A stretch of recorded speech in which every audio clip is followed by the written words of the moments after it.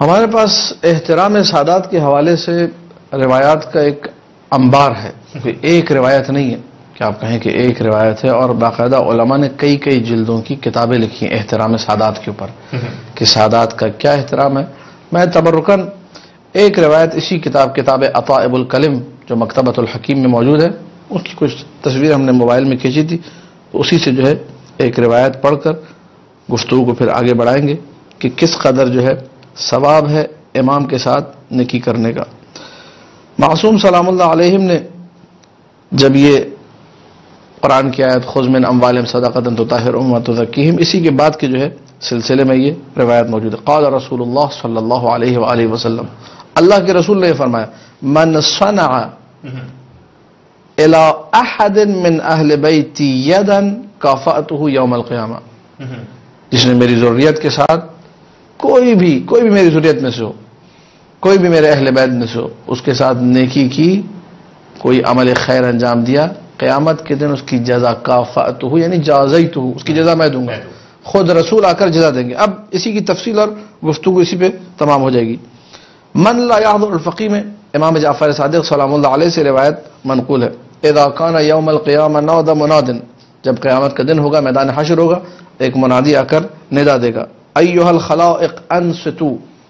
اے لوگو متوجہ ہو جاؤ، فإن محمدا صلی اللہ علیہ وآلہ وسلم یکلمکم، آج کے دن رسول اکرم تم سب سے خطاب کریں گے، تم سب سے گفتگو کریں گے، فتنصت الخلائق، سب کے سب متوجہ ہو جائیں گے کہ بھئی رسول اکرم گفتگو کر رہے ہیں، فیقوم النبی صلی اللہ علیہ وآلہ وسلم، رسول میدان حشر میں لوگوں کے سامنے کھڑے ہوں گے، فیقول یا معشر الخلائق، اے لوگو من کانت لہ عندی ید او منا او معروف فلیقم، کس نے مجھ پر احسان کیا ہے، کسی نے میرے ساتھ نیکی کی ہے، کسی نے اگر میرا بھلا کیا ہے تو کھڑا ہو جائے، آج اس کی جزا میں خود دوں گا۔ یہ رسول جب جملے کہیں گے کسی نے میرے ساتھ بھلا کیا ہے، کسی نے میرا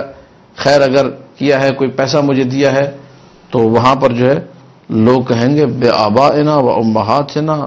ہمارے ماں باپ پہ قربان ہو، کون آپ کو کون پیسہ دے گا، آپ کے ساتھ کون نیکی کر سکتا ہے، ٹھیک ہے، آپ کا جو ہے کوئی ایسا بندہ نہیں ہے کہ جس کی گردن پہ آپ کا حق، ممکن نہیں اصلا۔ اس وقت رسول آ کر یہی جملے کہیں گے بلا، ہاں ہو سکتا ہے، کیوں نہیں ہو سکتا، من آوى احدا من اہل بیتی، جس نے پناہ دی، گھر نہیں تھا گھر دیا میری ضرورت میں سے کسی ایک کو، او برہم نیکی کی، او کساہم کپڑے نہیں تھے کپڑے دے دیے، او اشبع جائعہم کسی بھوکی کو کھانا کھلایا، فلیقم وہ کھڑا ہو جائے، آج میں جزا دینے کے لیے موجود ہوں۔